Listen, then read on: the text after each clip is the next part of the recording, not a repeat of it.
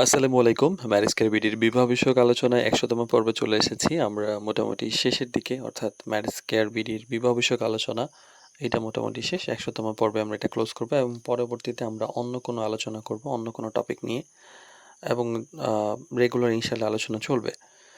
তো আজকে আমরা যেটা নিয়ে আলোচনা করব সেটা হলো কিছু সাকসেস স্টোরি বলি।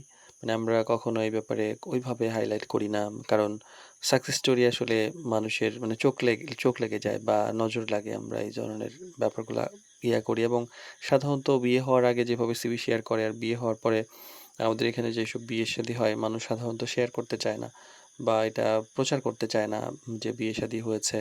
এটা বিশেষ করে ছবি দিতে চায় না। তো যাই হোক খুব কম মানুষ এটা শেয়ার করে। তো আমরা আমাদের এক্সপেরিয়েন্স থেকে কয়েকটা বিয়ের ঘটনা আপনাদের সঙ্গে শেয়ার করতে চাই। যেহেতু এটা ১০০তম পর্ব। অনেক কিছু তো আমরা দেখলাম, অনেক কিছু শুনলাম, অনেক কিছু বুঝলাম, শিখলাম। তো বিয়ের আলোচনার মধ্যে ১ম একটা স্টোরি বলি যে মানে অল্প কয়েকটা বলব মাত্র ৪-৫ টা যতটুকু পারি। তো একটা বলি যে খুব কম শর্তে একটা বিয়ে।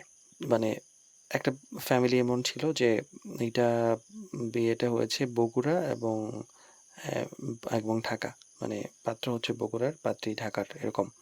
যে দীর্ঘদিন ধরে ছেলের জন্য পাত্রী খুঁজছিলেন।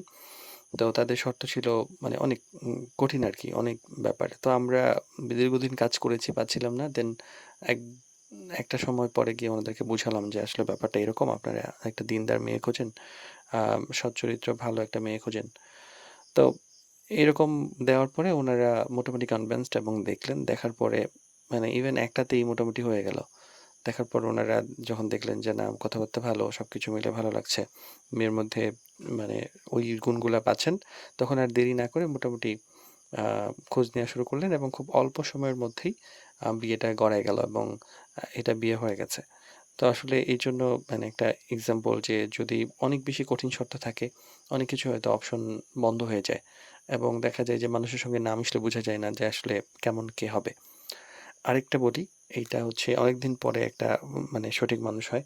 মানে একটা মেয়ে আরকি পাত্রীর জন্য অনেক জায়গা থেকে পাত্র এসেছে। কোনোভাবেই মানসিক শান্তি পাচ্ছিল না। ইভেন মানে ওরা আনলিমিটেড পাত্র দেখেছে। মেয়ে যেহেতু কোয়ালিফাইড, তো এইটা মানে অনেকদিন দেখার পরেও যখন কোনো ম্যাচ হচ্ছে না, দেন আমরা এটা নিয়ে কাজ শুরু করলাম এবং আমরাও অনেকদিন দেখিয়েছি, হয় না। শেষ পর্যন্ত অনেক বোঝানোর পরে ওরা এক জায়গায় মোটামুটি সেট হয়েছে এবং আ তারপরেও মোটামুটি ভালোই সময় গিয়েছে আরকি। মোটামুটি যাচাই-বাছাই ২ পরিবার দেখাশোনা বুঝা তাই প্রায় ৩-৪ মাস চলে গেছে। এরপরে মোটামুটি ওরা একটা পর্যায়ে, এটা যদি ঢাকার বিয়ে, তো তারপর একটা সিদ্ধান্তে আসছে এবং তাড়াহুড়া না করে মোটামুটি একটা সিদ্ধান্ত নিয়ে এইটাও একটা বিয়ে হয়েছে ভালো। আরেকটা হলো মিসআন্ডারস্ট্যান্ডিং এর একটা কথা বলি যে একটা বিয়ে মোটামুটি সব ওকে, ২ ফ্যামিলি ওকে। দেন কোথাও থেকে হঠাৎ করে একটা কেউ যেন পিঞ্চ করেছে যে কোনো একটা ইনফরমেশন ভুল দিয়েছে ছেলে সম্পর্কে। তো মেয়ে পক্ষ পিছায় গেছে এবং মানে মেয়ে সম্পর্কেও কিছু ইনফরমেশন নিয়ে তারা ২ পক্ষ পিছায় গেছে, অফ হয়ে গেছে। আমরাও খোঁজখবর রাখি নাই। তো হঠাৎ করে তাদের মনে হয়েছে যে এরকম কিছু এবং আমাদের সঙ্গে যোগাযোগ করেছে। দেন আমরা আরও কিছু ডিটেইল তথ্য জানিয়েছি এবং একটা সময় গিয়ে তাদের আবার এই ভুল বোঝাবুঝি থেকে প্রায় ৬ মাস পরে যে ভুল বোঝাবুঝি থেকে সব ঠিকঠাক হয়েছে এবং আ যখন আসলে বুঝতে পারল যে এই কথাগুলো মিথ্যা ছিল এবং এগুলো কোনো বড় ইস্যুস না। তো তখন দেখা যায় ২ পক্ষ আবার ঠিক হয়েছে এবং আ এইটাও ঢাকার বিয়ে। ভুল বোঝাবুঝি অবসান হয়ে যায় এবং এইটাও বিয়ে হয়েছে। আবার একটা মানে প্রবাসীর একটা বলি, এইটা হচ্ছে আমাদের একটা আমেরিকান ডক্টর। মেয়ে হচ্ছে আমেরিকান মেডিকেলে পড়ে। আর আ তার জন্য তার বাবা বাংলাদেশে একজন ডক্টর পাত্র চেয়েছিলেন।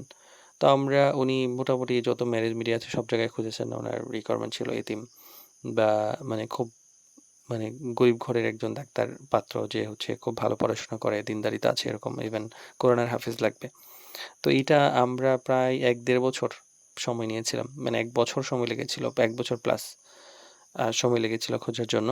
দেন আমরা পেয়েছিলাম আলহামদুলিল্লাহ এবং সেটা খুব সুন্দরভাবে শেষ পর্যন্ত বিয়েটা সম্পন্ন হয়। সংক্ষেপে বলছি কারণ আসলে এটা অনেক বড় ঘটনা। মানে অনেকগুলা বড় স্টোরি আরকি। আর এছাড়াও মানে আরেকটা ঘটনা বলি যে আ এইটাও দেশের বাইরের আরেকটা ঘটনা। ছেলে দেশের বাইরে, সে ওখানে জব করে। সে ৬ মাসের আগে দেশে আসতে পারবে না। তো বাবা মানে মেয়ে হচ্ছে এটা এলাকার নাম হচ্ছে কিশোরগঞ্জ এবং হচ্ছে ঢাকা এরকম। তো এখন বিয়ে দিতে হবে। এখন ছেলে-মেয়ে যোগাযোগ করেছে। ২ পক্ষ ২ জনেরই ভালো লেগেছে।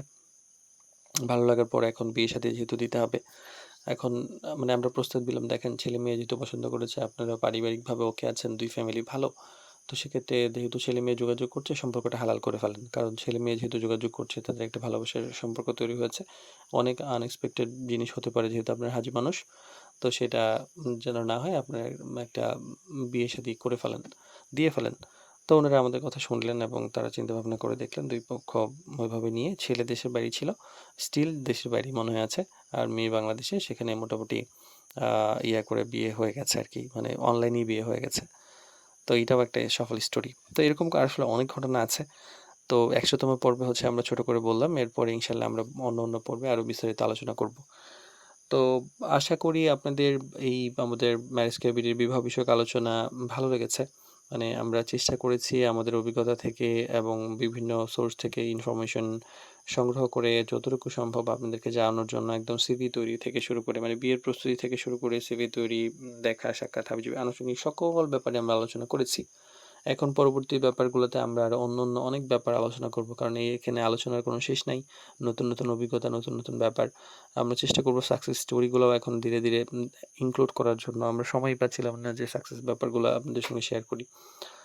আর ওয়েবসাইটটা এখনো করতে পারলাম না, দুঃখিত। সেই বহুদিন ধরে চেষ্টা করছি। আসলে ডেভেলপার বা সবকিছু মিলে আমাদের এটা হয়ে উঠছে না এখনো। তো এটার জন্য আমরা আসলে পিছিয়ে যাচ্ছি অনেকটা। তো আমাদের জন্য দোয়া চাই, আমরা যেন আরো ভালোভাবে কাজ করতে পারি আপনাদের সহযোগিতায়। সেই প্রত্যাশায় থাকলাম। আসসালামু আলাইকুম।